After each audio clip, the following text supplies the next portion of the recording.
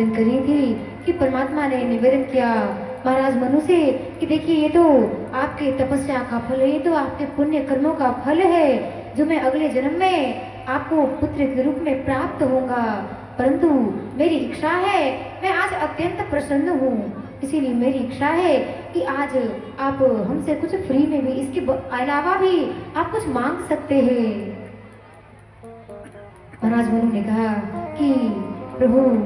जब आपको ही पालूंगा तो हमें दुनिया में किसी चीज की क्या आवश्यकता है। यदि जो इंसान, जिस व्यक्ति ने परमात्मा को ही पा लिया, उसे दुनिया के सुख साधनों की क्या आवश्यकता है। प्रभु हमें कुछ नहीं चाहिए। परमात्मा ने पुनः निवेदन किया कि कुछ तो मांग लीजिए ताकि हमें भी खुशी मिले कि आपने इसके अलावा भी, आपने मुफ्त में भी हमसे कुछ मांगा है, इसीलिए हमारी प्रसन्नता के लिए आप कुछ तो अवश्य ही मांगे। और जैसे ही परमात्मा ने निवेदन किया ना, आज महाराज मनु ने कहा कि वैसे हमें किसी चीज की जरूरत तो नहीं है, परंतु प्रभु आपसे मेरा एक निवेदन जरूर है कि अगले जन्म में जब आप हमें पुत्र के रूप में प्राप्त होंगे, जब आप हमारे पुत्र बनकर के आएंगे ना, तो प्रभु जब पुत्र बन करके आइएगा ना, तो एक छोटा सा निवेदन करता हूँ कि जब भी आपको हमसे दूर जाने की बारी आए ना, जब भी कुछ समय के लिए दूर जाने की बारी आए ना, तो हमारी हालत उस प्रकार हो, हमारी स्थिति जो है ना वो उस प्रकार से हो जिस प्रकार एक नाग हो अपने नागमणि खो जाने के बाद जिस प्रकार एक नाग की अवस्था होती है ना, जिस प्रकार नागमणि के खो जाने पर, नागमणि के खो जाने पर नाग जो है वो इधर उधर छटपटाता है, भटकता है, चीखता है, चिल्लाता है, इधर उधर मात्र भटकता रहता है और भटकते भटकते रह जाता है। इसीलिए प्रभु जिस प्रकार नाग अपनी नागमणि के बिना तड़पता है ना, प्रभु जब कभी दूर जाने की बारी आए ना, तो हमें मेरे मन में, मेरे हृदय में वही तड़पन मुझे भी देना। और जिस प्रकार एक नाग की अवस्था होती है, ठीक वही अवस्था हमारी भी हो। और प्रभु ये तो छोटी बात है कि आप हमसे दूर जाए ना, तो हमारी नाग की जैसा अवस्था हो, नागमणि के बिना जैसे नाग की होती है हमारी वो अवस्था हो। परंतु प्रभु एक और बात, यदि आप किसी लंबे समय तक के लिए यदि हमसे दूर होने की बारी आए ना, कुछ समय के लिए यदि दूर होने की बारी आए, तो नाग वाली अवस्था देना,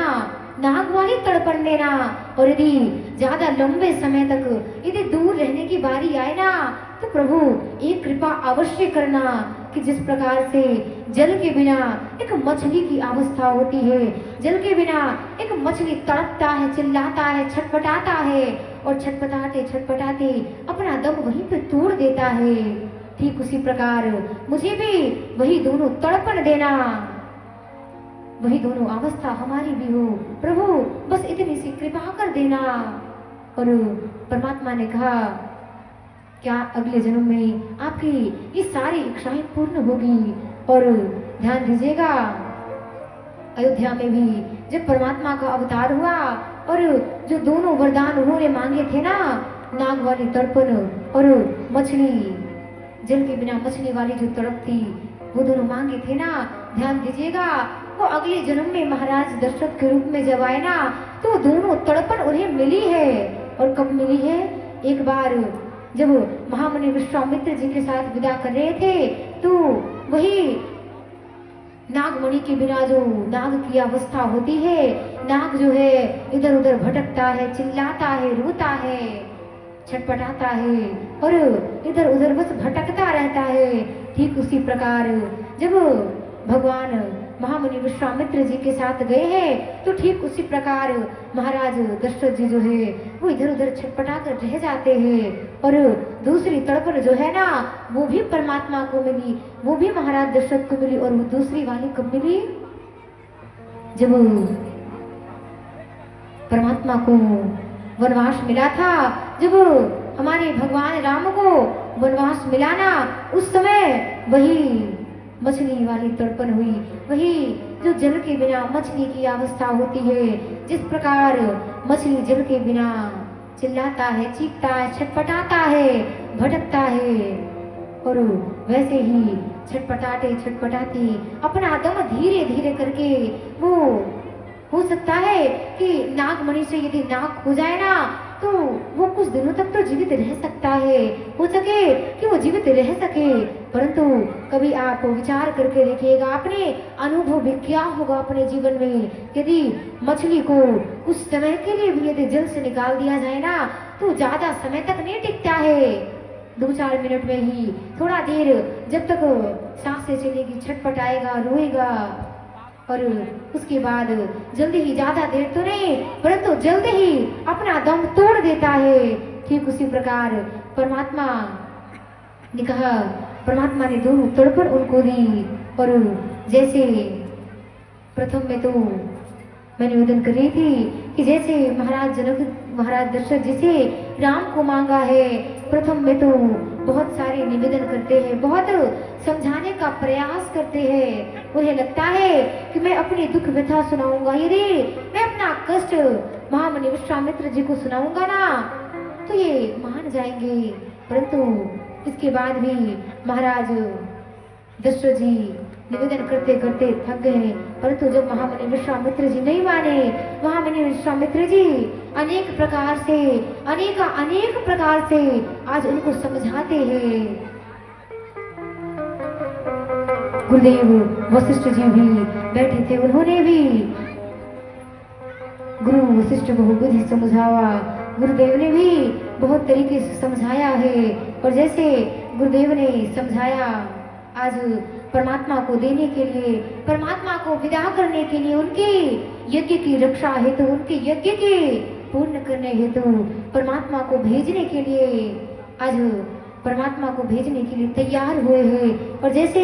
तैयार हुए ना विदा करने के लिए, महाराज दशरथ जी ने कहा कि देखिए मैं तो आज्ञा दे दिया हमारी तरफ से, तो अब इन्हें आप लेकर जा सकते हैं, परंतु हमसे ज्यादा प्रेम जो है ना इनकी माँ इनसे करती है, इसीलिए एक बार इनकी माता से भी जाकर के पूछ लिया जाए कि उनकी क्या इच्छा है। और जैसे महाराज दशरथ ने कहा कि इनके माता से भी आज्ञा ले लिया जाए, आज विश्वामित्र जी विचार करते हैं कि रे पिताजी देने में इतना देर, इन्होंने इतना देर कर दिया, इनको मनाने में इतना देर लग गया, और इनके माता को मनाने में कितना देर लगेगा, जब पिता को मनाने में इतना देर लग सकता है तो हमें तो नहीं लग रहा इनकी माता जी हमारे साथ इनको विदा भी करेंगे, परंतु फिर भी जाकर के उनकी माता से निवेदन करते हैं, माता कौशल्या से जाकर के निवेदन करते हैं, और जैसे उनसे निवेदन किया है आज वशिष्ठ जी ने, गुरु वशिष्ठ बहुबुद्धि समझावा, बहुत तरीके से उनको समझाते हैं, और जैसे यहाँ पे महामुनि विश्वामित्र जी ने ऐसा क्यों लिखा कि गुरु वशिष्ठ बहुबुद्धि समझावा, ध्यान दीजिएगा, बहु का 2 अर्थ होता है, एक तो बहुत प्रकार से, और एक जो घर में आपकी बहू आती है ना वो 2 अर्थ होता है, और जैसे गोस्वामी जी ने तो वर्णन किया है गुरु वशिष्ठ बहुबुद्धि समझावा, एक अर्थ तो ये निकलता है कि उन्होंने बहुत तरीके से माता कौशल्या को समझाया, और एक अर्थ ये भी निकलता है कि उन्होंने बहू लाने की विधि को बताया, बहू लाने की विधि को समझाया है उनको, और जैसे उन्होंने निवेदन किया है माता कौशल्या को याद आया कि जब परमात्मा का जन्म हुआ था ना, जिस समय परमात्मा अयोध्या में अवतार लिए थे, उस समय नारद बाबा जी जो है ना वो भगवान भोलेनाथ के साथ में वेश को रूप को बदल करके आए थे, और जब माता कौशल्या ने उनका भविष्य पूछा था ना तो नारद बाबा ने बताया था कि देखो जब आपके पुत्र थोड़े बड़े होंगे ना, विद्या ग्रहण करने जाएंगे, विद्या ग्रहण करने के बाद जब वापस लौटेंगे ना तो एक साधु बाबा जी आपके घर में आएंगे, और साधु बाबा जब आए ना तो आप से भगवान राम को मांगने के लिए आएंगे। और यदि साधु बाबा मांगने आए ना तो आप देरी मत कीजिएगा, क्योंकि जैसे साधु बाबा आएंगे ना तो राम को तो लेकर जाएंगे ही, परंतु कुछ समय बाद जब राम आएंगे ना तो अकेले नहीं आएंगे, बहू को लेकर के साथ में आएंगे। इसीलिए आज माता कौशल्या को वो बात याद आ गई, वो बात स्मरण आया कि बाबा उन ब्राह्मण देवता ने, उस साधु बाबा ने जो बात कही थी ना आज वो सत्य हो रहा है। देखो विद्या ग्रहण करने के बाद ठीक बाद महामुनि विश्वामित्र जी का भी आगमन हुआ, और जैसा कि उन्होंने कहा था कि वो इन्हें मांगने हेतु आएंगे, ठीक वैसे ही इन्हें मांगने हेतु आए हैं। और लगता है इसी में जब परमात्मा जाएंगे तब आने के बाद लगता है सच में बहू को लेकर ही आएंगे। इसीलिए जैसे स्मरण आया ना आज एक बार भी उन्होंने ना नहीं कहा। सबको तो लगा था कि माता कौशल्या को मनाने में बहुत समय लगेगा, परंतु जैसे उनके मन में स्मरण आया वैसे उन्होंने 1 मिनट की भी देरी नहीं की। उन्होंने जल्दी से जल्दी कहा कि जाकर के जल्दी से जल्दी लेकर के जाइए और जितना जल्द हो सके हमारी बहू के साथ में लेकर के आइए। एक बार भी मना नहीं किया, और प्रसन्न होकर के कहा कि जितना जल्दी हो सके जाइए, अब 1 मिनट भी यहाँ पर रुकना ठीक नहीं होगा, विलंब ठीक नहीं है, जितना हो सके जल्दी जाइए। सबने प्रसन्नता पूर्वक भगवान राम को विदा किया, और जैसे विदा किया है आज महाराज दशरथ जी सरयू नदी पार करके, सरयू नदी पार करवा करके भगवान राम को अनुज लक्ष्मण के साथ में महामुनि विश्वामित्र जी के साथ में उनको सरयू नदी पार करवा करके आज परमात्मा तो वापस लौट आए। आज महाराज दशरथ जी वापस लौट आए और उधर परमात्मा जो है रास्ते में गए हैं। जैसे ही रास्ते में गए उन्होंने मार्ग में उन्होंने ताड़का का वध किया, सुबाहु का वध किया और मारीच को बिना फल का बाण मारा है, 100 योजन पार जाकर गिरा है। ध्यान दीजिएगा, हमारे परमात्मा यदि चाहते ना तो जिस प्रकार ताड़का का वध किया, सुबाहु का वध किया, ठीक उसी प्रकार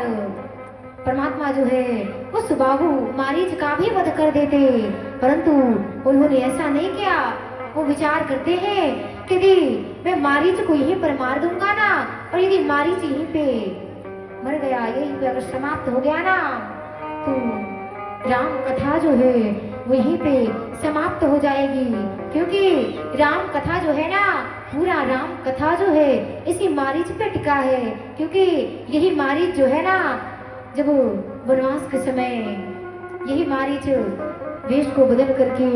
हिरण बन करके आया था, मृग बन करके आया था, और इसी मृग ने सोने का मृग बन करके आया था मारीच,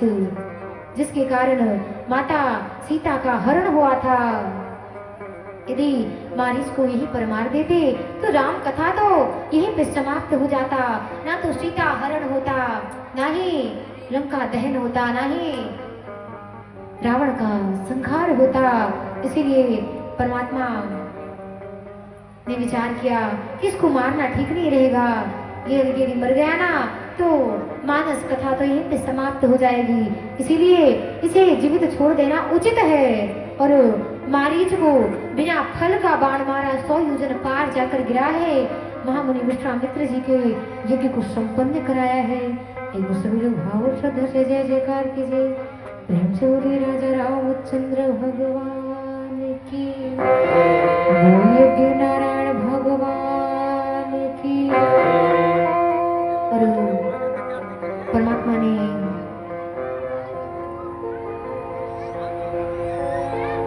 परमात्मा जो है बड़े भाव से आगे बढ़ते हैं, उन असुरों का संहार करते हुए, ताड़का सुबाहु का वध करते हुए परमात्मा बड़े भाव से आगे प्रस्थान करते हैं। उनके यज्ञ की तो रक्षा करते ही है, उनके यज्ञ की रक्षा की, उनके यज्ञ को पूर्ण किया है। और यज्ञ की पूर्णाहुति के बाद